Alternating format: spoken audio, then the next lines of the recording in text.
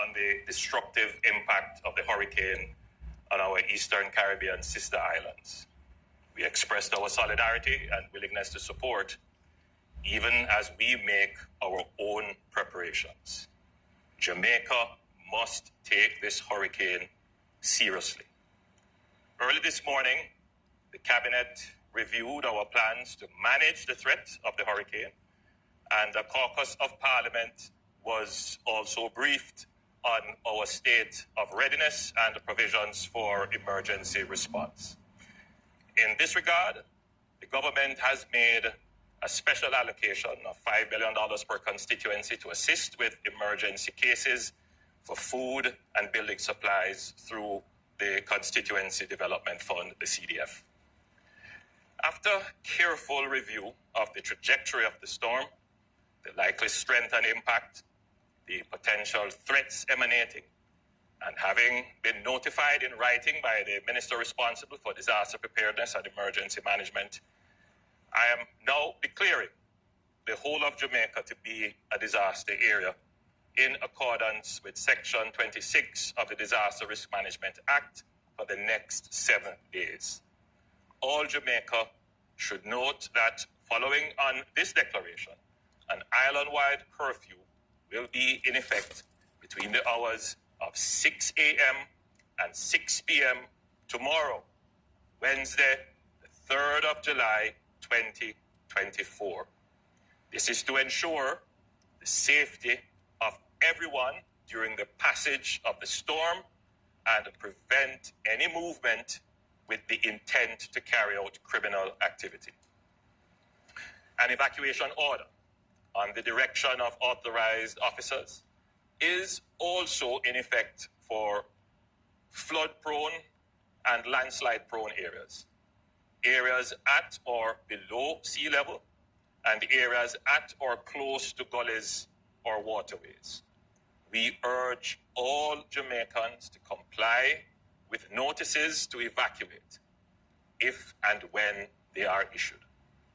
However, even without the issuance of notice, if you live in a low-lying area, an area historically prone to flooding and landslide, or if you live on the banks of a river or a gully, I implore you to evacuate to a shelter or to safer ground.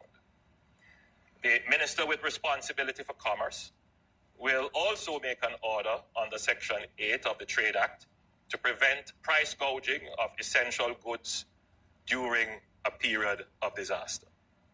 The Minister of Transport has also made arrangements with the operators of the east-west and north-south toll highways to give free access to the toll road between the hours of 6 p.m. and midnight today, July 2nd, 2024. This is to ensure that all Jamaicans who are currently on the road are able to get home safely and conveniently. The details of the various orders will be gazetted, published in our media, and posted on various government websites. The situation, as you can imagine, is dynamic, and the government continues to monitor developments and will provide regular updates. The entire government and all relevant personnel are in a state of readiness to manage the disaster. ADPEM is leading the National Disaster Response. The National Emergency Operations Center, the NEOC, has been activated, and all relevant agencies are on high alert. Now, as we brace for the potential impacts of Hurricane Beryl, we also need our Jamaican household, our Jamaican family, you, to be prepared.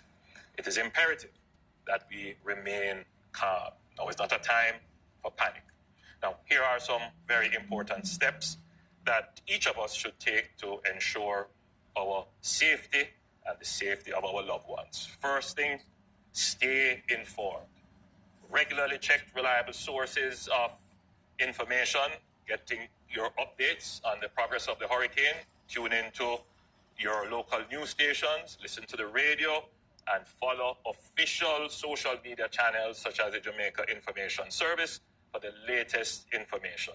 The Met Service and the Office of Disaster Preparedness and Emergency Management will provide timely updates. Second, create an emergency plan. Discuss with your family and loved ones what actions to take in the event of an emergency. Identify your strongest room in the house, your safe room, where you can take shelter during the storm. Ensure that everyone knows the location of emergency supplies, such as flashlights, batteries, and first aid kits. This can be a particularly fearful time for our children. Take some time to reassure and comfort them and explain to them what is happening. Third, stock up on essential items. By now, you should have your emergency supply kit with enough food, water, medication, and necessities to last at least 3 days. And this should include items such as non-perishable food, bottled water, your prescription medications, toiletries, and important documents should be in waterproof containers. Fourth, secure your property. Take steps to protect your home from potential damage. You should, by now, would have already pruned the trees around your home, and you would have secured loose items that could become projectiles in high wind. Given the projected strength of the hurricane, protecting your roof is a critical part of your preparations. Fifth, know emergency numbers. You should familiarize yourself with emergency contact numbers and have them readily available. The following numbers are crucial during this time: police, fire, and ambulance, that is, of course, 119, weather updates, 116, ODPEM, 876-906-9674, the Jamaica Red Cross, 876-984-7860, and, of course, the JPS, 1-888-225-5577. That is 1888, called JPS. Now, during the passage of the hurricane, there may be loss of electricity and water. The emergency services will seek to restore power and water as quickly as possible.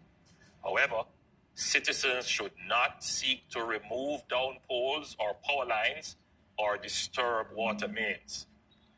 Please use the emergency numbers given to report damage to public utilities and do not take unnecessary risks.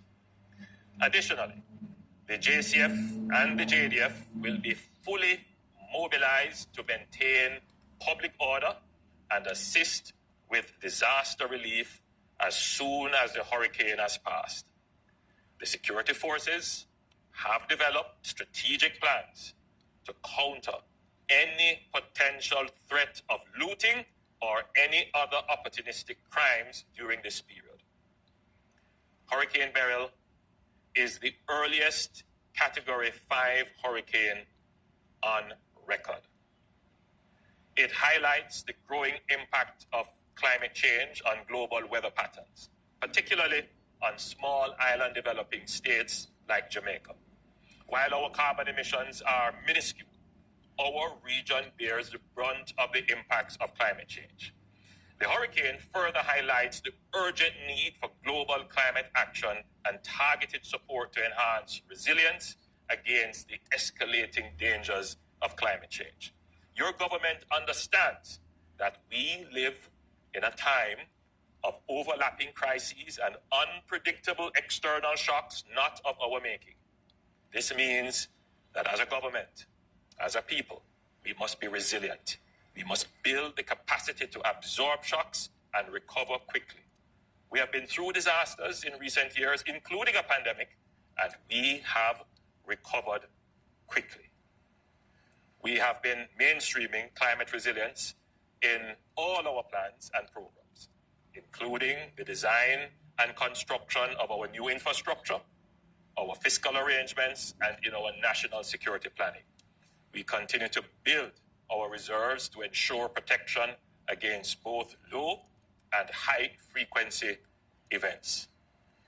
By any measure, as a country, we are more prepared than at any time in our history to handle these shocks. Nevertheless, we know that it will bring difficult times during the impact and during the recovery. However, if we bond together as a people, and each of us commits to act as responsible citizens, we can get through this and recover quickly. Let us do all we can to preserve life. Listen to the warnings. Act wisely. Put away violent response to conflicts that may occur in crises. Let's commit to being our brother's keeper. Look out for our neighbor, the elderly and infirm.